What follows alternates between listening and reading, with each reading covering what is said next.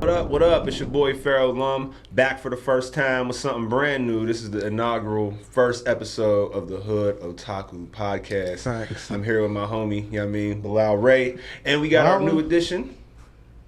What's up, y'all? It's Raze Arts here. That's what I'm saying. We in the building with it. Yep.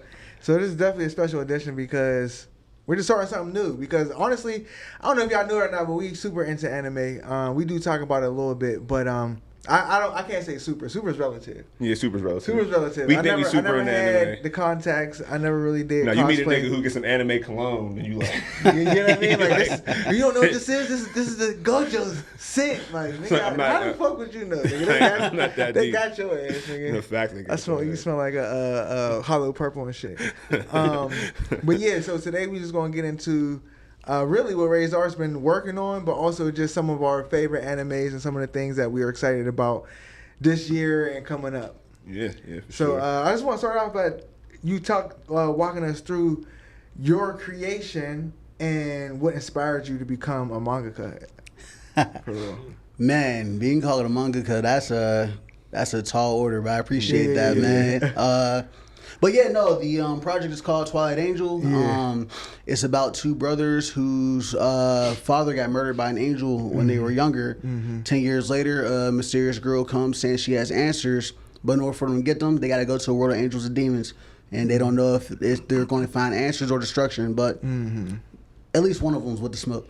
Yeah. It's always one with the smoke. Yeah. For sure. Yeah, that's dope. And I see you got a lot of the inspirations you had here, which is some of our favorite joints right here. If you can't see some of these joints, you know what I mean? Put them on camera.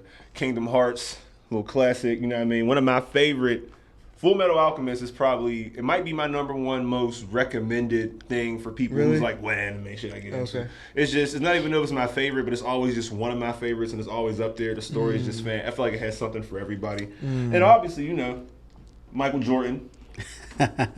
Michael Jordan of this shit. The Michael Jordan of anime for sure. Everybody know him. Everybody know Super Saiyan powered up.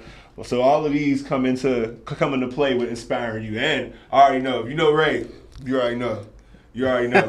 Sonic chain on. You already know. Your art style really like. I can see a little bit of the Sonic in it. It gives it. It comes through with the smile, even with the characters in the book.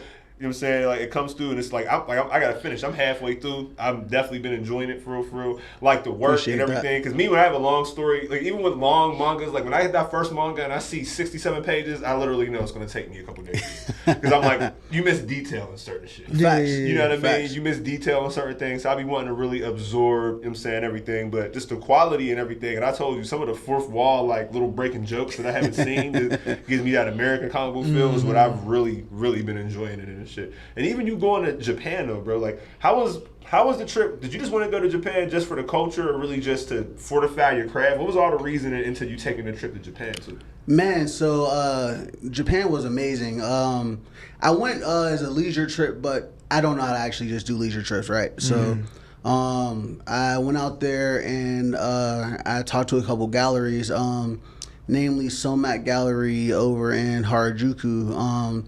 Trying to build relationships with them so that I can eventually have a gallery out there. I don't know how many people from America will come to it, but y'all are definitely welcome. Sure. Oh yeah. I mean, honestly, it don't even.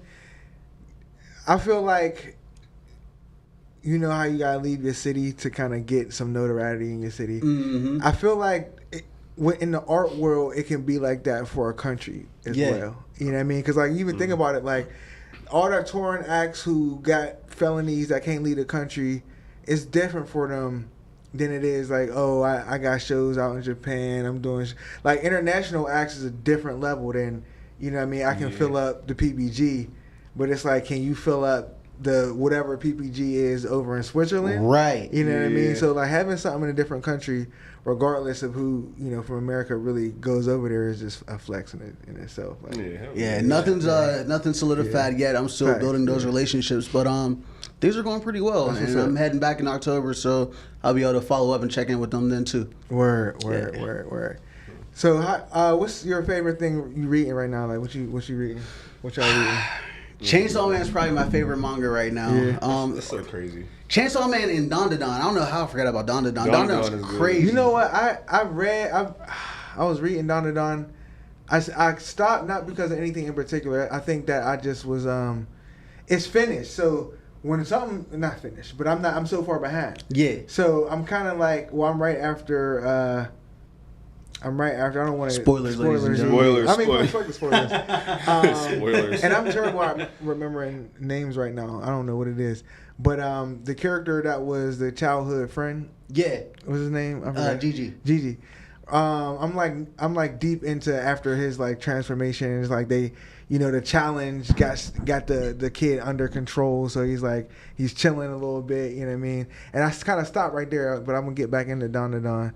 But I think right now, my primary, I was reading Chainsaw Man too. Mm-hmm. Finished the first one, got into the second one, and it hit a slow momentum for me, and everything else was picking up, so I kind of fell off a little bit. No, I feel that. Part 2 of Chainsaw Man definitely starts off a little slow, but right now it's gas. Like it's I appreciate them building up.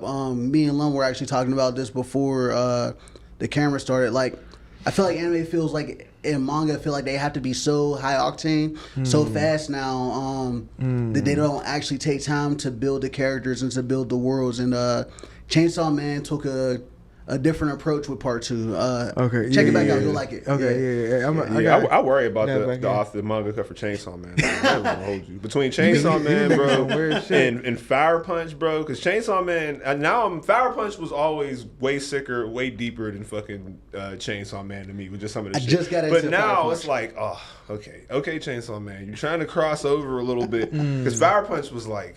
It was crazy. Like the mind that it takes to really draw something like that and to really have the mental like that to get through a story where it's just like there's probably not going to be. You're reading it just hoping. Like other stories, there's going to be a happy ending. This one, you're like, please something happy. It ain't gotta be something. Like I know it's not going to be happy for sure. Something like, just like palatable. Just something, bro. Like give Denji something. God damn. Like please. This is like. Something, but I mean, it's fantastic. It's good writing though. He keeps you on the edge of your seat. Yeah. Fujimoto's a wild boy in real life, man. Yeah, I bet. Like the way this dude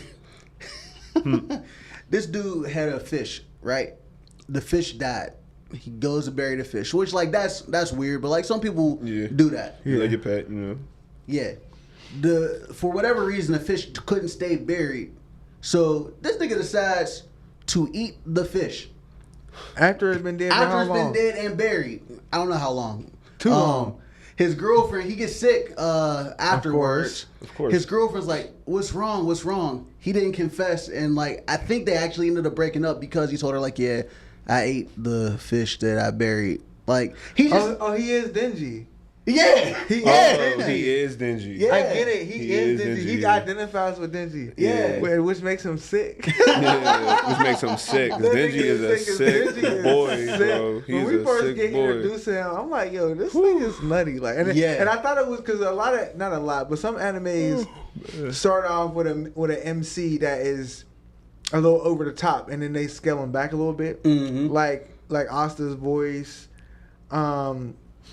I even felt like Luffy, I hated it. Luffy had an element of like they had. I feel like over time with Luffy, he kind of turned a little bit more wise. I feel like he started off just. They did a good job of maturing him with age as he grew up in the manga. Yeah, I mean, but that's just, and some MCs have to change a little bit quicker because their characters are annoying. Yeah, you know what I mean. Like Asta. Like I that was thought about to Denji be was gonna be like that, but he never changed. Like no, he never changed at all. Yeah. Like. But you know what though, like Denji's actually a lot deeper than people give him credit for too, because like on the surface he just looks like just this horny dude that like is trying to eat food that's not out of a trash can. Yeah, and he is that. Yeah. But like what he's saying is that like, yo, my life sucks. And I just need the basic necessities. I need food, I need water, I need companionship. Yeah. And no matter what I'm doing, it's failing. And like there are people like that are in real life. Like, dang, no matter what girl I talk to, like it just falls apart. Dang, no matter what job I get, I don't like my boss, or like I got laid off, or I finally found this job, but then the building burned down. Like people's lives are really that tragic for real. Yeah, I swear. And so like to see an MC that like you truly don't have faith that things are going to work out for him, I feel like it almost elevates the story, because like I'm not like, oh yeah, well I'm just waiting for him and whoever the main girl is to get together and then call it a day. Like I don't know where this is going to end. It's a nice in between. It's not it's not a like a shonen jump shit, but it's not a seinen either. I'm not gonna lie. You know what I mean? So, I think lately shonen, at least with their big ones that they've been letting on, the bigger projects, have been having less of a obvious happy ending. Mm-hmm. There are still some of the ones like My Hero kind of had, it was like, okay, this is obviously they're going on. Yeah. And I hate the way they handle One for All or All for One at the end. I hated it. I felt like it was the worst handling of a main villain. Worse than how you handle Madara? Yeah, I think it was way worse because we got to see Madara go crazy. Well, this is why it's way worse. Boruto extended the story a little bit. And the way that Boruto extended the story, for those of us with imagination and an understanding of just like the world building of Naruto, we can 1,000% see why Madara actually was really insignificant. Okay. However, in the moment, it was like, what the fuck? Like, this is Madara. Like, why my nigga get X'd out like that? Madara, because Shonen Jump wanted Boruto to be a thing, though Kishimoto was like, I'm done with this. What you doing? Right. So they trying to springboard that. Like, Madara was fucking Voldemort. Yeah. That's like Voldemort showing up, and it's like, no, it's not Voldemort. It's actually this chick. Right. Yeah. And that's crazy. That's crazy. But I do think that Awful One was worse because Madara never, his character and his fidelity to who he is and what he stands on never broke down. Okay. Yeah. You know what I mean? His identity of a character and everything, all the lore, everything we ever heard about him was never misrepresented, and it never broke down from the moment we get a small interaction with him when he's like disabled and old, all the way up to he's kicking ass, all the way up to the moment where he gets absorbed. Like, he's never not Madara. You know what I mean? All for One turned into this like childish, like it was just like, where's the genius at? Where's the genius? The genius just dissipated. Well, and I know what you mean, because they kind of explain where it went, but you don't like the whole idea of them turning him backwards into time. No, I get that, but however, that's worse. That's the worst wear down I've ever seen. And of course, we get that in Demon Slayer a little bit. We get that, but however, it still showed up completely different. Like his plan, Demon Michael Jackson, whose name is slipping me. He's definitely Demon Michael Jackson. Muzan's plan. He still had a plan. Like, he still did some wicked shit when he went out. Like, and it could have went left. I see what you mean. He really did. He still made a move. He made his final chess piece move. I agree with you more, because at first I thought you was talking about his end, but I hate when a villain don't stand by their villain ass morals till the end. Like, I don't want it to be the fucking Nagato fucking pain arc where it's just like all I needed was a hug this whole time. Like, but I don't think that was All for One though. I don't think that was him at all. No, it wasn't. But the regression, it made sense. Okay, scientifically, I get it. He's turned into a child. He's a loose cannon, and I just felt like that was such a cop out for the character. Like, no, y'all needed to actually beat him. Beat him. Yeah, into the ground. Beat the finalized version, the realized version of him. That's what I thought I was going to see. It just copped out. It was like, you know what it was? You know what it was? I thought I was going to see some finalized version of Shigaraki and him put together, and really, I feel like I got a half-ass version of both. You did. Wow. I mean, I feel like Shigaraki was falling apart emotionally and physically wise, even though he was still putting up a fantastic fight. And he was missing a quirk the entire fight. Yeah, you know what I mean? Like, and like mad quirks, because his shit got cannibalized by Girly. Because it's shorty. In the fight with Girly, she cannibalized mad quirk. And then you get he was missing the main quirk. And fuck all the other ones. Yeah. The destruction quirk was missing for 96% of the fight. Yeah. But I think mad as hell. Like, I hear what y'all are saying. Yeah. But I think that what Horikoshi was trying to show is that, like, society is the problem, and society has been the problem, and like, the more that we ignore those who are marginalized, the more that we ignore those who are trying to make their voice be heard, the more those voices are going to start throwing temper tantrums. Facts. And so, like, that wasn't All for One's purpose. All for One was just selfish. Like, I think he was childish the whole time. Like, this dude spoke in one-liners. You're talking to me. I'm the main character. Like, nobody actually talks like that in real life. Like that. But like, he really, truly, like, he was, in a way, Horikoshi. So Horikoshi, just like as a super quick history lesson, he was like kind of falling out with manga. He made this manga which I loved. It was called Sensei no Bulge. About like this prince that kind of looked like Deku, and this redhead like teacher, and like the prince found out he was a prince, but he had like all these adopted siblings, and he was like drilling and like fighting enemies in this like drilling town. Ended up ending in 16 chapters, but that was like his third or fourth like failure in Shonen Jump at the time. So he decided to pivot and study American comics. Like, just like, well, what's working over here in the West? Marvel's huge. Okay, boom. Let me refocus everything into American comics. And I think that a lot of his frustrations kind of came out in the character of All For One. Like, why is this happening to me? I'm great at what I do. And Horikoshi is phenomenal as an artist. Sense. Phenomenal. Like, bro, like the fact that he was able to put out the level of work that he did on a weekly basis, absolutely insane. Like, you know, and so like I could understand why someone with like his genius would be frustrated at the manga industry. And then on top of that, like now his actual like Horikoshi, his body's hurting because like making manga is hard on the body. And he's dealing with the stuff like just bureaucratically with like how Shonen Jump is.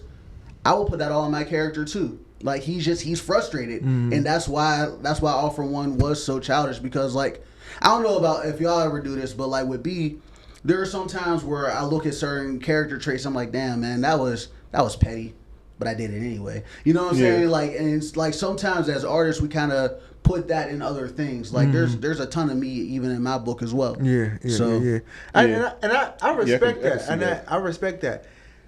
I'm only analyzing the fight sequence. When I'm speaking,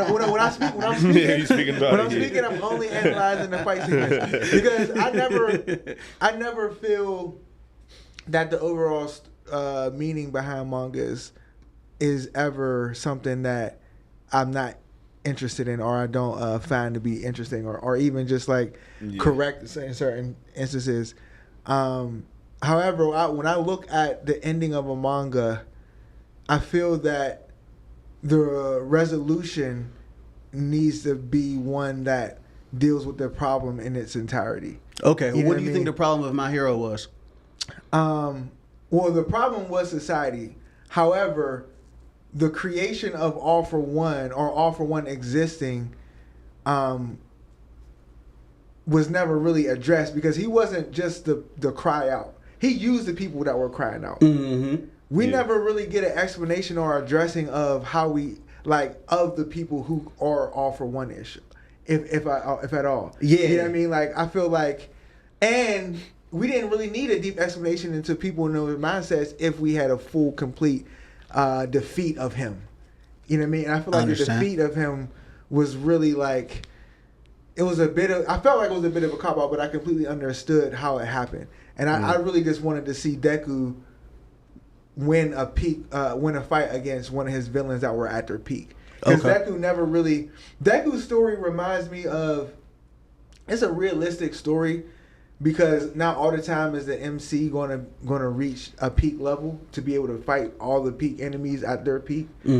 But that's what we're used to, you know what I mean? But Deku never really fights the top villains at their peak. Everyone's handicapped when he starts scrapping. And to be real, he does the thing that I always complained about with Naruto and the pain shit. Like, he still went in there and gave his final villain a hug. I mean, but half I feel like half the fight was a hug.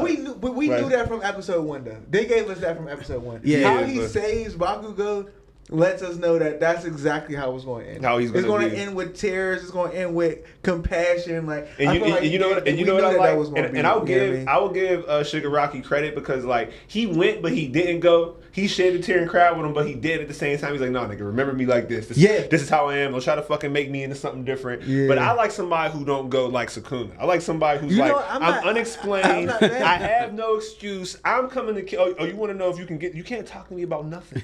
You saying nothing? can talk to me about. Well, you said you do like Sukuna? I like somebody who stands in their shit like Sukuna. Yeah, Sukuna's you have to my go boy. through him. Yeah. You can't talk to boy. him. Yeah. You can't coach him about life. You can't revive his wife from the dead. When you you can't talk do to none of that. Sukuna, he might be like, you might be right, but still. But he'll kill you and still agree with you. Yeah, he was like, he's a real man. He'll give you respect afterwards too. Like, yo, you was a good fight. Like, crazy. I'm gonna remember killing you for a long time. Like, I love you. Bye. Right, Like, I love you. Bye. This is how I show love. He's yeah. like, you may not understand me, but this is how I show love. Like, and he gets mad. Like, he's like, yo, are you talking down to me right now? Like, Yeah, what are like, you? you think that you have a chance Yeah, to like, make it through? I have a this shit? brain. I can think for myself. I Like- know what I'm doing is wrong. I don't care. I don't care. Yeah, You think you know how old I am? You trying to teach me some moral lesson? Like, what are you talking about? I don't care about what you talking Turn it about. all down. If you don't like Yeah. it, find somebody stronger than me to take my place. Yeah, swear to And God. that's why I fuck with him because I hate he JJK. didn't even though. make he didn't even make excuses. You said you don't fuck with him. I hate JJK. Yeah, you had the yeah. same I fuck conversation with- you had about JJK right before you came up. Yeah. What's Literally, the same? verbatim. No, he was basically having the same conversation, basically about how they ended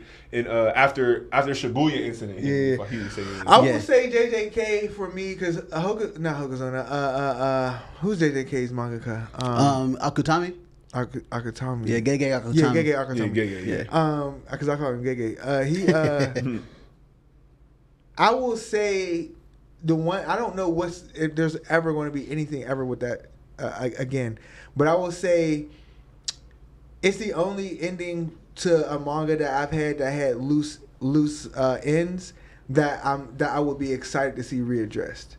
Like, cause a lot of stuff loose ends. It's like the way you ended it. We can never touch those loose ends. Yeah. I feel But you. the way he ended JJK, it's like he ended it in a way where it's like that could be it. However, if they reopen this file, there is a lot to because he gave us an epilogue 60 years in the future, and it's like so there's a future. Mhm. There is a canon future that we could play around with. And how we 60 arrived years, there, you know what I mean? 60 years of history for real. Yeah, there's a canon future where fucking Maki and I don't know why people's names is escaping me right now. I'm seeing his face. Okatsu, Maki and Okatsu have a whole family and shit. I thought you were going to say Maki and Megami, but they're brother and sister, right? No, They're they're cousins. Yeah. Yeah, But but, I mean, like their in family Japan, gotta be that's okay. OP. Yeah, I'm about to say That's a in Zenin Japan, maybe and, a regular couple. That's a Zenin and Gojo bloodline basically mixed. Yeah. So like you know their family is OP. Yeah, but RP my guy What told you, what man. didn't strike? You know, what I mean, JJK. What I mean, fucked after you the up about it? Shibuya incident, I just feel like the series kind of goes downhill. Okay. Just because, like, I'm somebody I like getting to know my characters really well. Yeah. And I feel like JJK just glosses over like their whole cast for real. Like we don't know like who they are or why. Like even Yuji is gone for so much of his own story. Yeah, it's his story. That reminds me, Homeboy is really the main What character. do you mean? Yeah. What is Homeboy? What is dude's name from Zero? I can't remember his name. The other one who's like he's really the main. Okotsuki. Yuta, bro. Yeah, Yuta. Okotsuki. Yuda's almost really the main character. It got to the point where he was like my fucking favorite character after a minute. After I watched the movie and then he came in the manga, killed Yuji, and he was like, yeah, I just brought you back to life. Don't worry about it. Yeah. All right, what this nigga? He got me. Well, you know, I think that the MC identification struggle was because Megami was supposed to be the main character. Yeah. I thought it was I thought it was supposed to be Yuta like from the beginning, and It then was he Yuta, decided that and like he switched it to Megami, and then he just made Yuji. yeah. Yeah, because Yuji- Yuji is an empty main character. When you He's think about facts. it. He's kind of just, I'm going to protect everybody. I'm mad that you're hurting everybody. Like, I would definitely say, like, even seeing him I really didn't even see him have emotion that I believed until after fucking Megami got his fucking body taken. Yeah. Like, before then, I seen you sad, I seen you happy, but to me, it's just like, all right, like, I don't believe none of this. But when Megami got his body taken, that was the first time I'm like, all right, this nigga angry. Facts. He actually angry, like Facts. not a regular angry, like. So I definitely feel what you're saying He's because not he the didn't greatest carry it. MC for sure. Yeah. However, I do think that JJK achieved something that most other animes are afraid to do. Super duper cool fights. Amongst Yes. the niggas that are amongst the niggas that are supposed to fight. Like a lot of animes won't even give us the fight that's supposed to happen. Sometimes. I'll give you that. They And be side yo, characters. Their side fights be for better than some example- main fights. For Yeah. example, us not getting even a one panel flashback to the. I mean, we might have one panel flashback, but we didn't get a sufficient flashback of the All Might one for all or All for One, like the original battle. That's some bullshit. That is diabolical. Yeah, I ain't gonna lie. It is diabolical that we had to just keep seeing ruins and All for One standing there and these niggas like, take it. It's just like carry on to the next battle. Then the next battle, somebody on the even ground the All Might one. Like, let me see the punch that landed. Let me see any for the of them. score. Let me see you beating this nigga's head in and this shit. Like, let me see that. Let me see any of them. I know that sounds crazy. None of them. Yeah. No, but that's how I feel too. That's the same conversation I have, and that's about Kev. You know what I'm saying? I'll be talking about Kev and shit. Me and Kev be having arguments about One Piece and Dragon Ball Z. It's like, yo, let me know how there's an element of danger in this shit. That something can happen. If you show me once or twice, you'll never have to do it again, and you'll fool me into thinking it can happen. I just need to see it one time. I'm not delusional. I know a lot of these mangas and animes, like, motherfuckers ain't finna be, unless you're aiming for that, unless it's like Devilman Crybaby, people are getting slaughtered left and right. Fact. So when you show it can happen, it adds an element of danger to the shit. Like we talking about One Piece. Ace got killed. So that lets me know anybody that's of Ace importance and below can die in the story at any fucking point in time, and he may just do it. Do I think it's going to happen 80% of the time? Fuck no. Do I know it can happen? Absolutely. And it adds to the fucking element of danger in the story. Like, and I would say Oda is very sparingly with deaths, but we do got some meaningful deaths.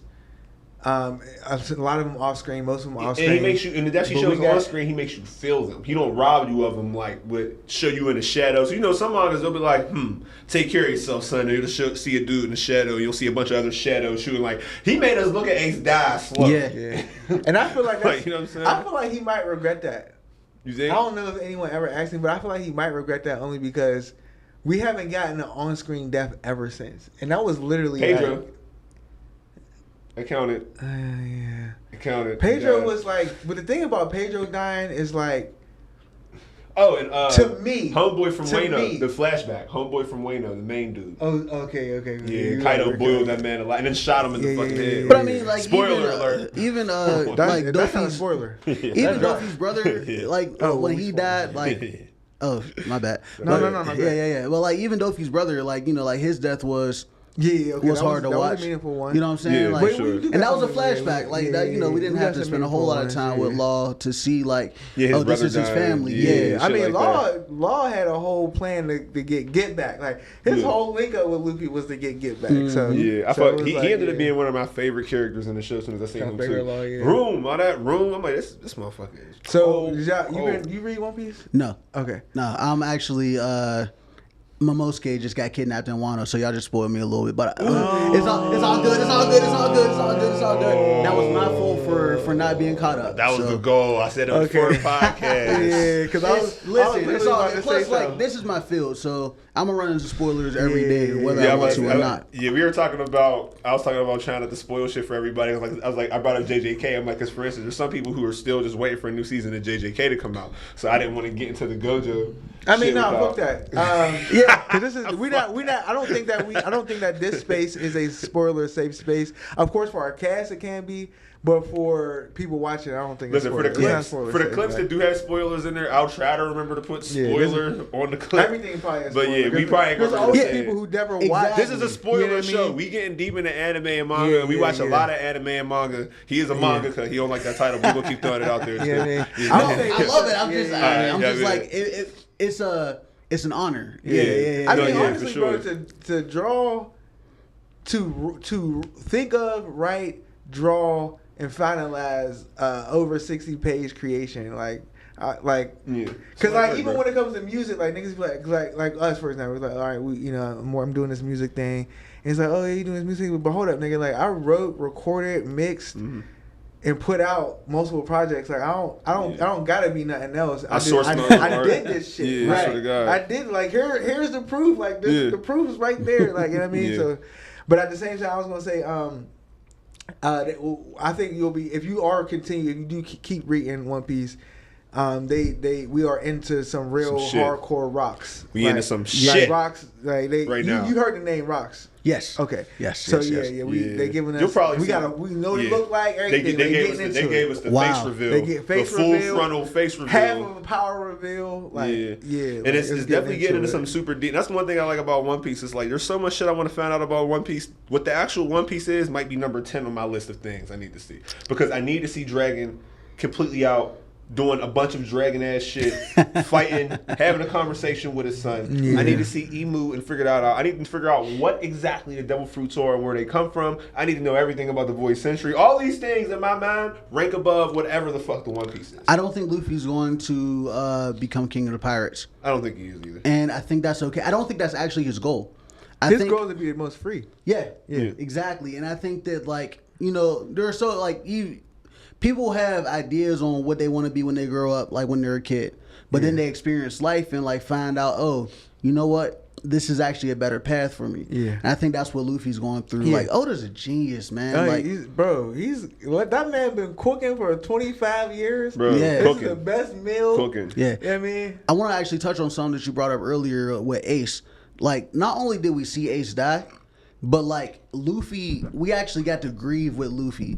Like, normally, like, when characters die, like, they might be sad for a chapter or two, but then they kind of just like, okay, guys, we have to pick ourselves up and we have to keep living life. And it's like, nah. I only seen two people who I've really seen grieve in the anime, like how they should have when they. Well, and to me, not even on Demon Slayer do I even feel like dude grieved about Sengoku how he did. I could care less about the people in Gone over Kite Demon Slayer. And Luffy over Ace being number one because Luffy had a whole breakdown on the battlefield. Like, I don't care about nothing else. I will say Tanjiro's how Tanjiro immediately reacted to Sengoku's death did heighten it a little bit. It did heighten it. He threw that. He's like, "You coward!" He was like him spazzing out made it more real. Like, but guess what? By the time the next season started, he was ready to go.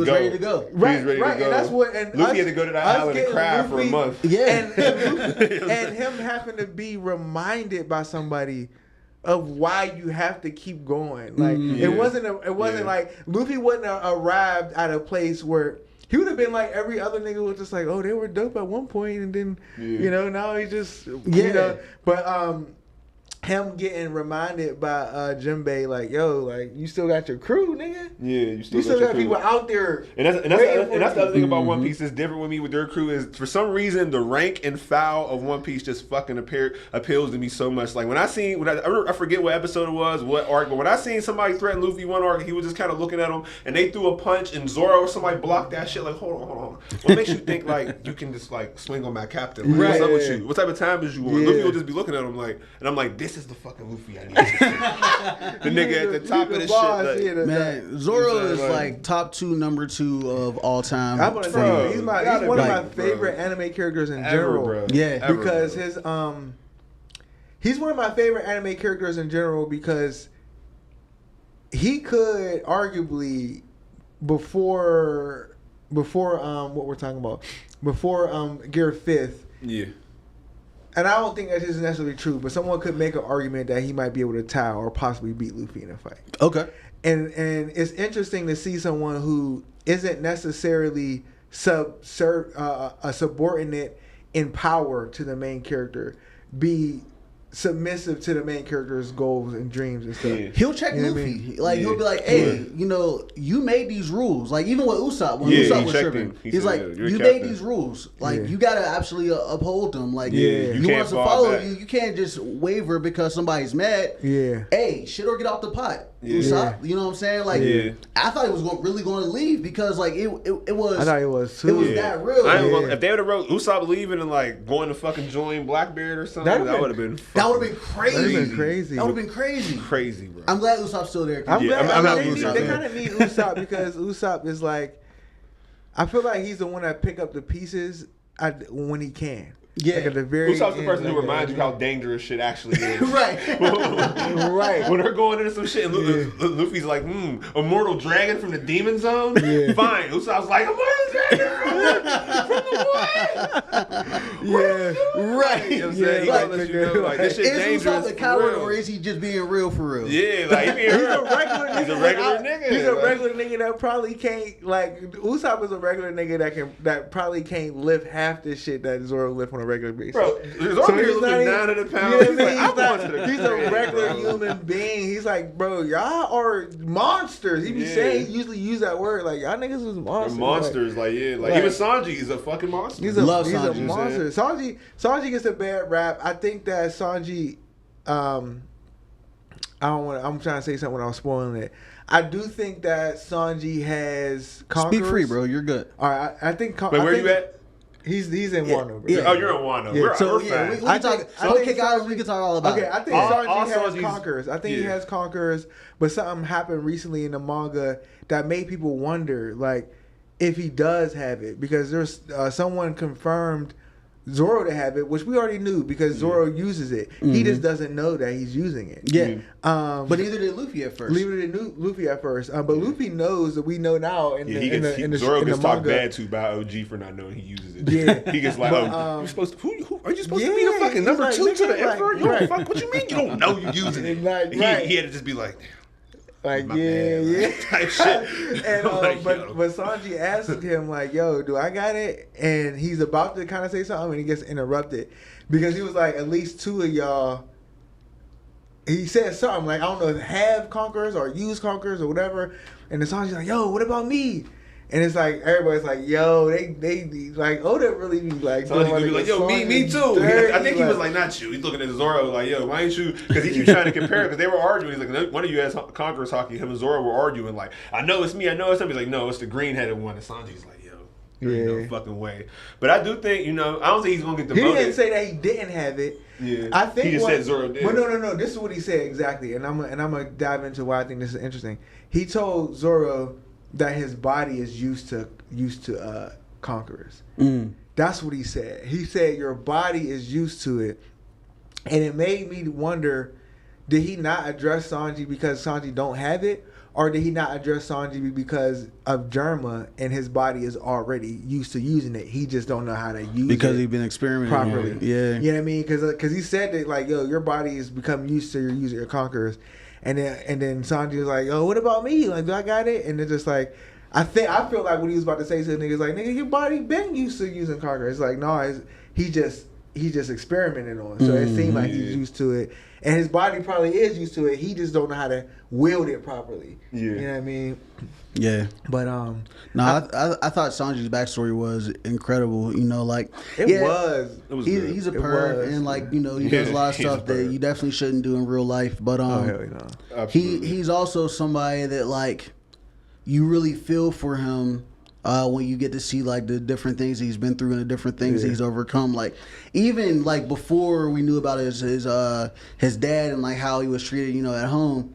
This man was like on a whole island like with him and his adopted dad. Like, you know what I'm saying? Yeah, like, about to say that no whole food. Yo, he had nothing. 2 backstories, look. Yeah. Because we got the first one, and then everybody was like, bro. all right, I guess this is his backstory. Because when he first picks Sanji up, we seen the old chef, we seen the island. Then we found out where he really comes from, and he gets another backstory. Yeah. I don't know if Oda just did that on the fly or if nigga, bro, because he had to deal with some shit, bro. That's a good question. Yeah. He had to deal with some shit. Yeah, it makes me think like maybe, real shit. I wonder if he was just like, all right, this is this kid's backstory, and I'm going to give y'all the rest later. Or if he was like, you know what? He needs a little bit more development. You know what's insane? You know what's really insane? What?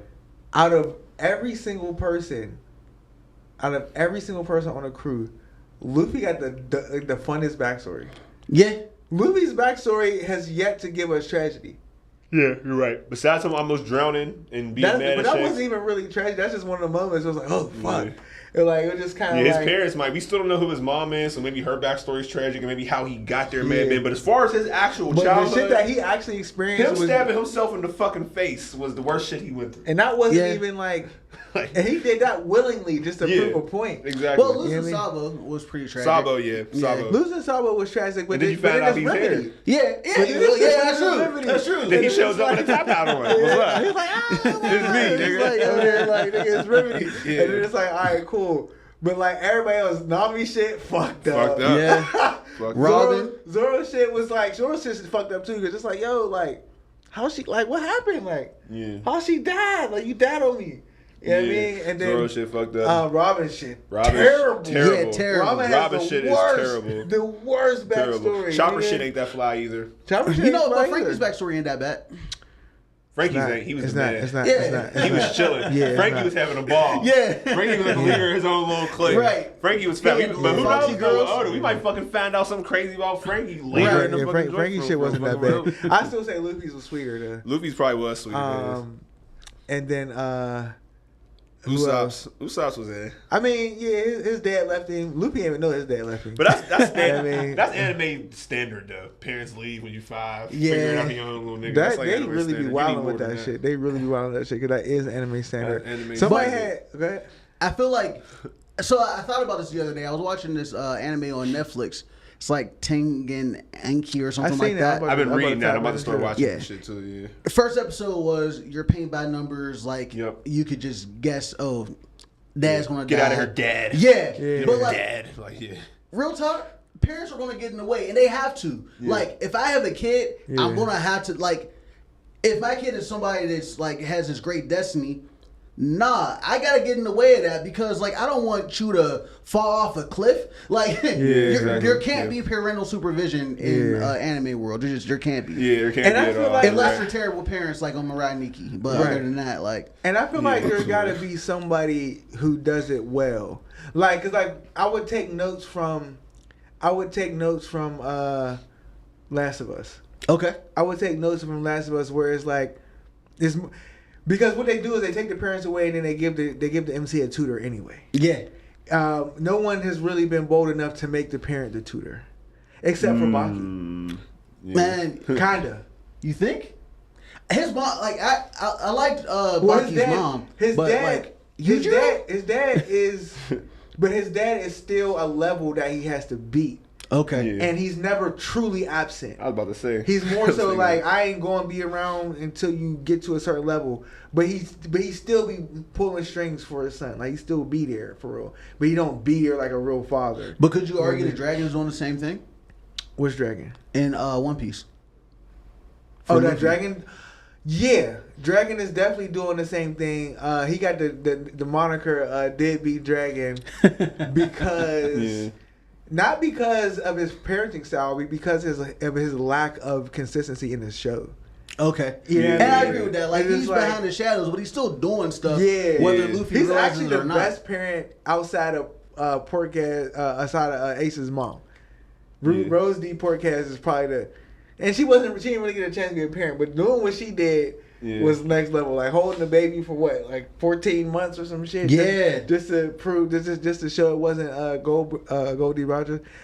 We do get a reveal of Blackbeard's parents, or really? at least one parent. At least one year. So it's gonna be, it's definitely crazy. Yeah, because you got 2 hours. You like 2 hours behind now. Crazy. Yeah, and that's a good place to be because you still got a lot. Yo, when I started watching One Piece, the show was at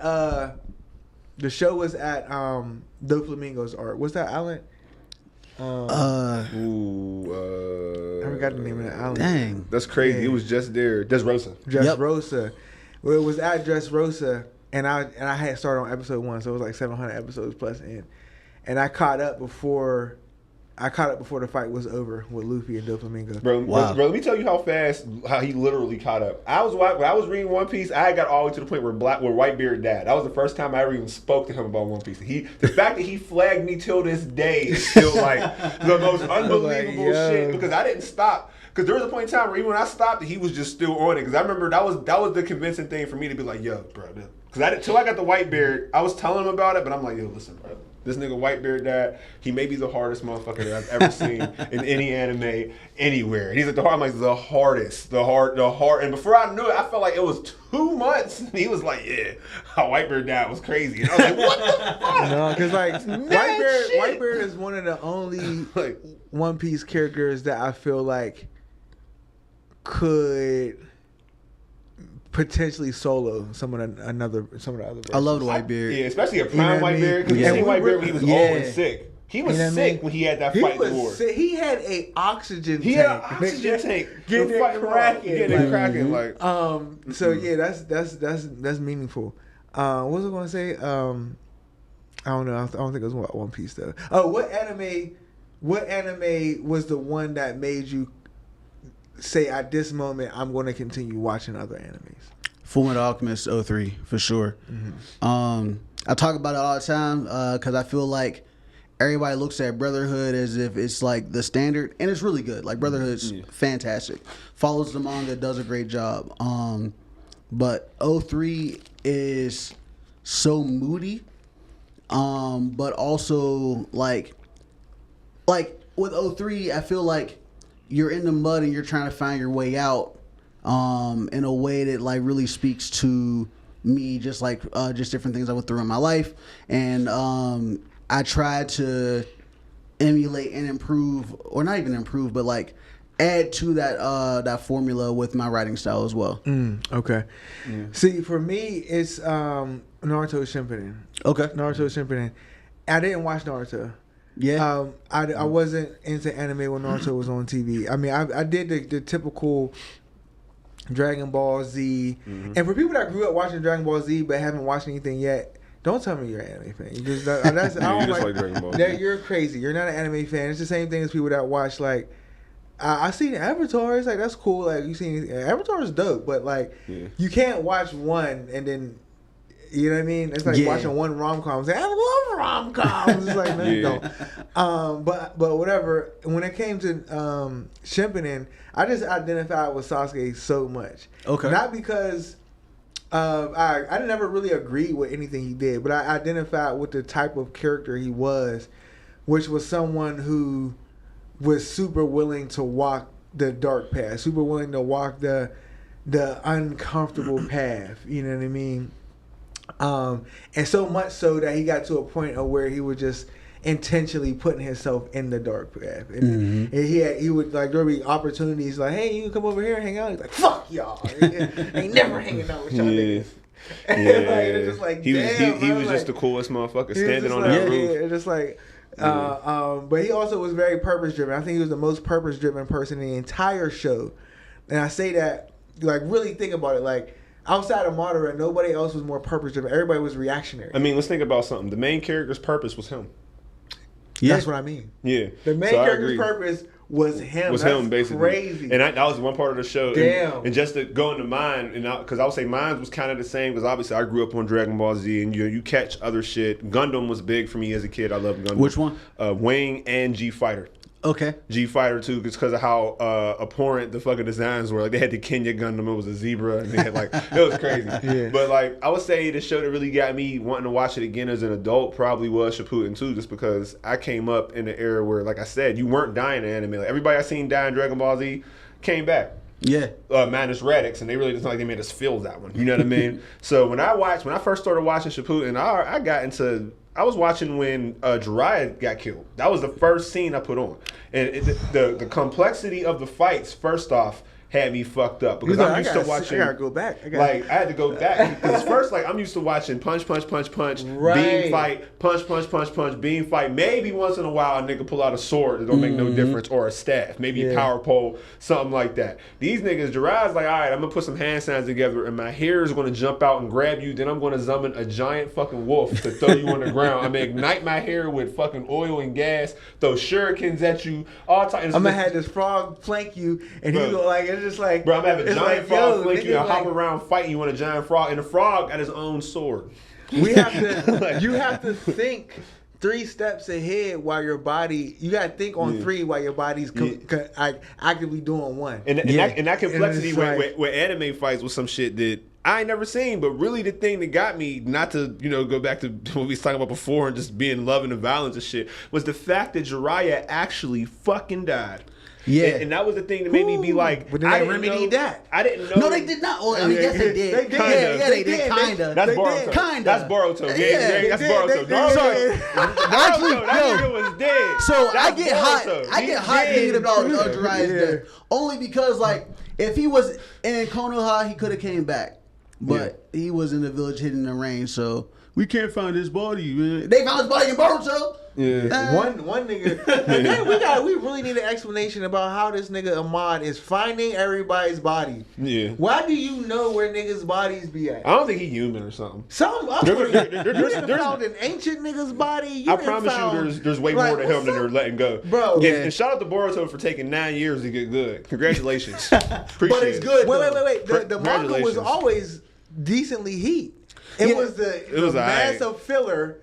The massive filler on TV that but even the manga got stale for a little bit. I don't get like who was in charge of the planning for the Boruto manga, because that Boruto anime, because it's filler, which is annoying, but then you got to redo the movie, Which is annoying. Because like they got to redo the movie. Because so the Boruto movie came out, and then when they did the anime, they didn't redid start everything. Yeah, like they didn't start at the movie part. They started like that's why there's two Momoshikis. There's the one from the movie and the one from the anime. Yeah, and that's why it didn't make no sense to me either. Because it's like, why the fuck are we watching Boruto go back in time to meet his dad as a kid? Right. Who wants to see that? Nobody. Who the fuck wants to see that? I don't think the kids want to see that. Nobody. That's kind of what's her? I forgot the manga's name of Naruto. Kishimoto. That's kind of Kishimoto's fault because Kishimoto loves to kill the fuck out of a sentimental scene.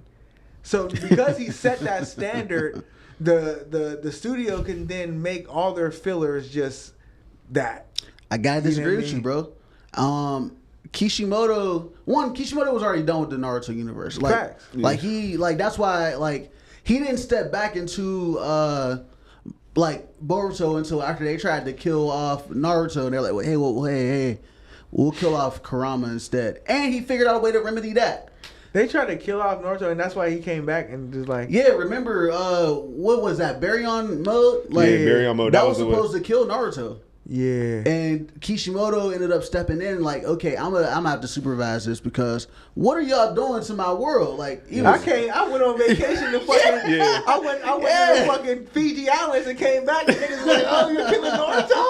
What the fuck? I ain't gonna hold you. You can't just kill my fucking character on screen. Right. Like if I'm gonna kill somebody, he's gonna die. I'm gonna write him down. Exactly. What the fuck?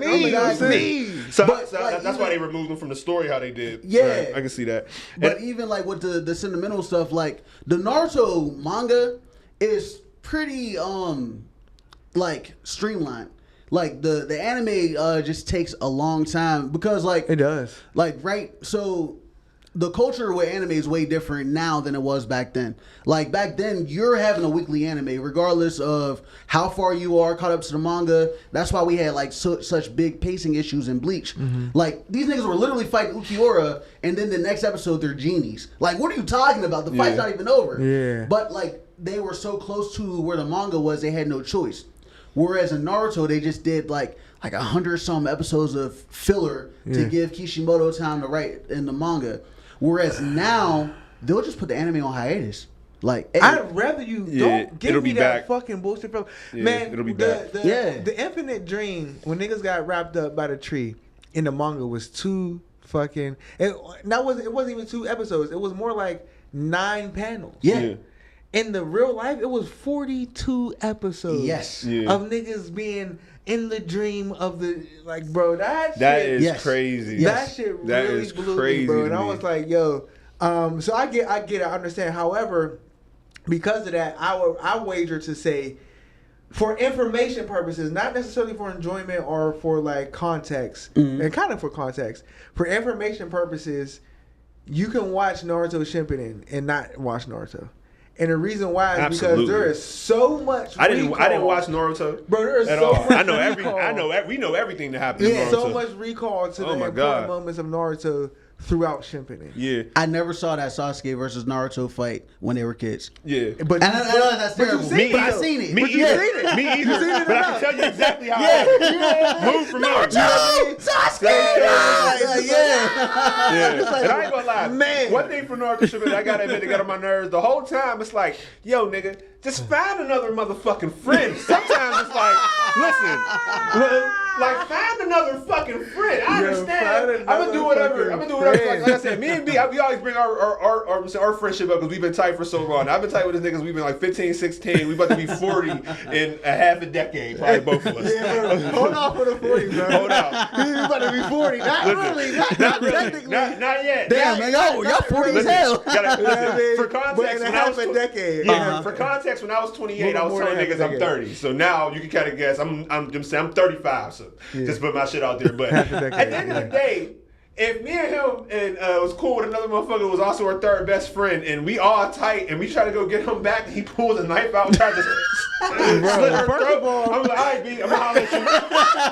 I'm gonna catch you when I see you. Good luck with finding your brother and everything. Right. That nigga is done. He's dead to me. You gotta find a new friend, bro. I'm not fighting for that. It's crazy. Yeah. That's what the whole thing was about. It's like, yo, if this nigga decided to find a new friend, we don't have no show. And his other friend was there the whole time. Literally, Shikamaru is right there. Yeah. Like he's still there for real. And it's crazy because the whole time, Sakura the same way. He tried to cut her throat. She married that nigga. Ain't no way that they should like, work, that's man. About Naruto. Ain't no was way like, that they forgave Sakura too much. is not Karen's child, and I don't like it. Huh? Oh yeah, you ain't see that episode where they tried to play like they was. How they tried to pretend that Karin was yeah. I knew he was hitting that though. Yeah, for sure. But I mean, they made it too sexual with her because her little healing power. She's like, Sasuke, bite my arm. Yeah, strength back. I was watching that. I think I was watching it like my mom came in. She was like, what the fuck is you? I'm like, it's a battle show. I would say this about anime, and I get it for people that. I hear people say all the time, like, "Oh, I don't watch anime because blah blah blah." Because whatever. But don't tell me you don't watch anime, but you watch baddies. Like that's crazy to me. Or something else stupid. It's crazy. Love Island. It's crazy to me because you're watching scripted. You're watching scripted hoe phases. That's diabolical. Yeah, scripted hoe phase. You're watching a scripted hoe phase. You watching scripted hoe phase. Like this story crazy. when you really get into the story, they just be like, I see why. Like this story is like wow. And to be honest, there's mad different kind of animes. People, it's not a straight cultural thing. I was cool with somebody before, and I remember I would talk about bringing shit up, and I'm like, I'm about to go hoop, and I'm like, oh, there's this one anime. I'm like, yo, I watch anime ass anime. It has to be in an anime ass world. I don't want to watch an anime about soccer, but there is one. If you like animes about cooking, there is one. You want to relax and watch an anime about a nigga riding a boat around the world with no action, there's an anime like that. So when people say that, it's kind of just like, yo, bro, there's one for whatever kind of shit you like. There's love stories, there's action, seinen, there's dark, there's light, there's whatever the fuck you need for it. Yeah, I always try to tell people, like, they're like, oh yeah, I don't like anime. I'm like, well, do you like movies? I love movies. You like anime. Bro, you just have to try. Can I introduce you to Afro Samurai? Just random shit. Right. And that's why I ended up liking anime because I'm a consumer of media. I love media. Me and my mother used to watch movies all the time. Me and my dad watched movies. I am someone who became a gamer because of stories. Right. I was never like, now I'll play some Call of Duty, and honestly, I hate it.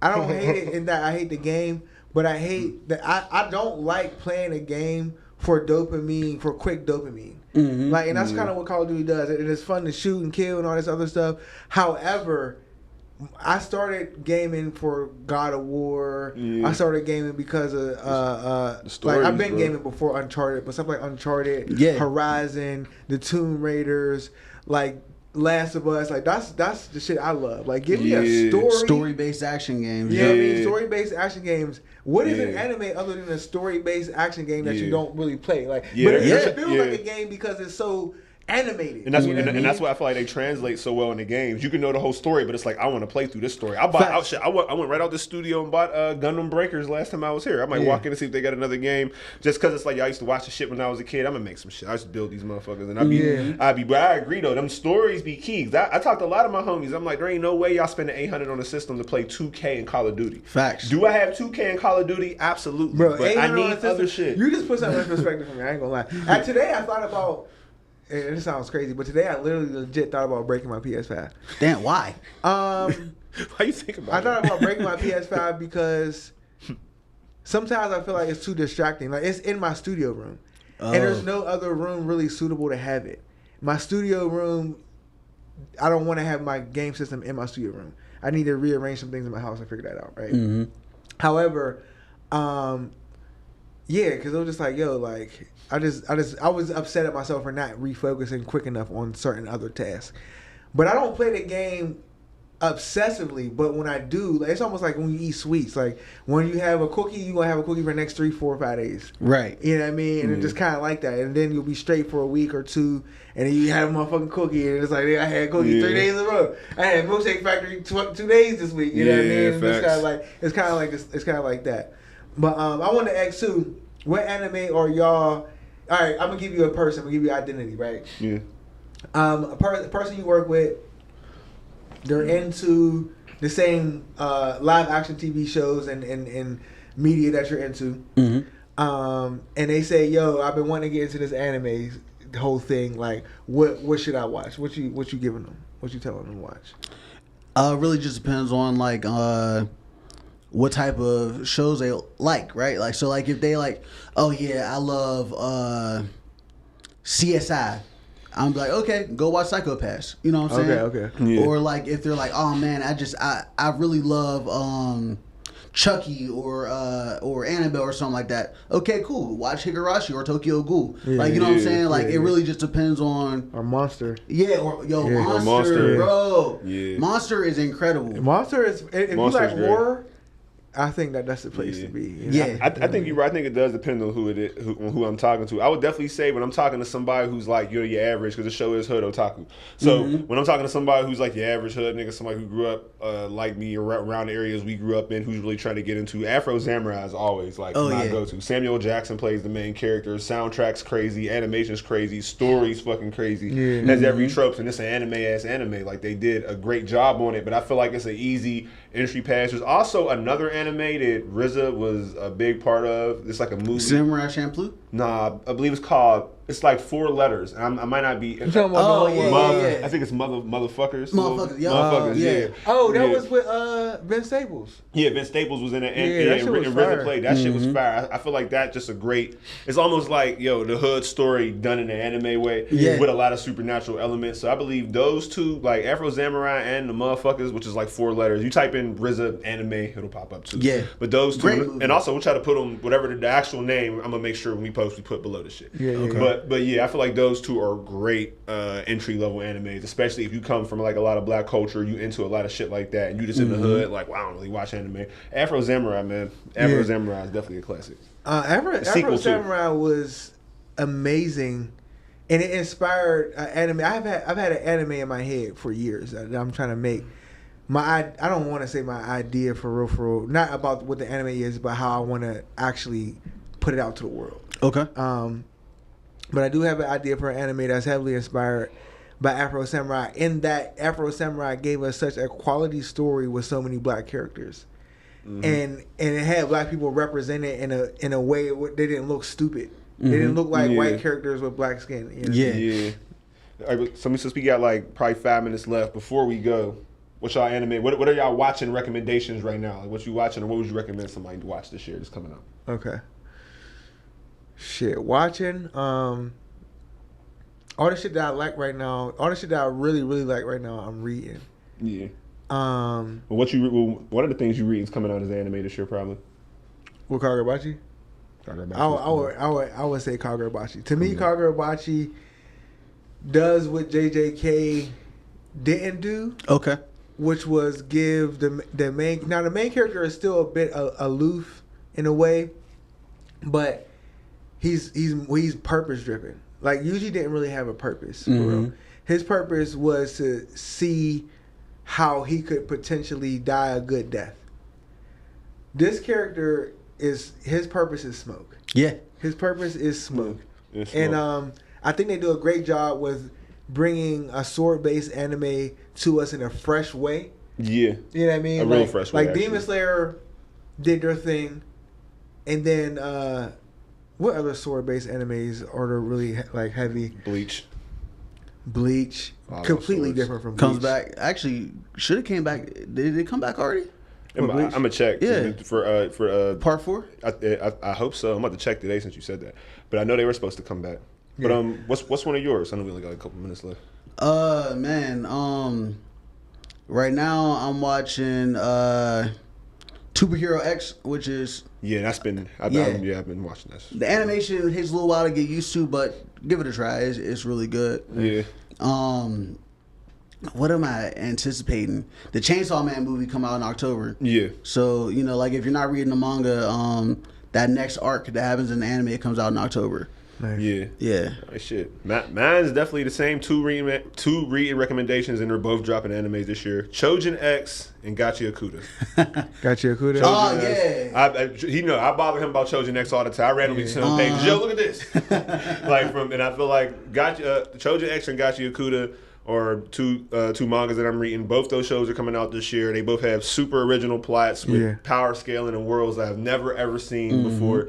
They're mad original, and I would say Gashi Okuda has some of the best drawn black characters that I've ever seen in any manga. There are already 3 episodes in. Yeah. Gashi Okuda's out. So it's out now on Crunchyroll, I believe. So I would definitely try to recommend Gashi Okuda as an entry anime if you want something to watch. Or read if you want to read the manga. Subbed and dubbed too. So like if you want to watch it in English, you don't gotta wait. For you motherfuckers that don't like no subtitles. We gonna get through them joints. Facts. But yeah, we about an hour and stuff in. It's been like the first episode of the Hood Otaku podcast. I feel like it's just gonna be fly. That shit went faster than the regular pod. So. Oh yeah. For sure. Make sure you like and subscribe. We always forget to say that in the beginning. Let them know where you can find your book at. Yes, sir. So actually, if you're in Pittsburgh, I have a signing event. I have a signing event for Twilight Angel next month in Homewood, actually, at Everyday Cafe. I'll let y'all know the dates as soon as it's solidified, but it'll be sometime in August. But yeah, it'll be on the Lum Lal page. We'll make sure we put it up and shit. Yep. But yeah, if you want one, just go to the Raze Arts website and you'll be able to get it there. And if you just want to reach out to me directly, hit me up on IG, Raze Arts _. Yep. You're gonna have Raiz I'm saying info in the chat and in bios and shit with all of our shit when we drop the show. But definitely appreciate y'all. Of course. This been Hood Otaku, baby. Facts. Hood Otaku. How about y'all next time, man? For sure. Peace. Easy. Peace.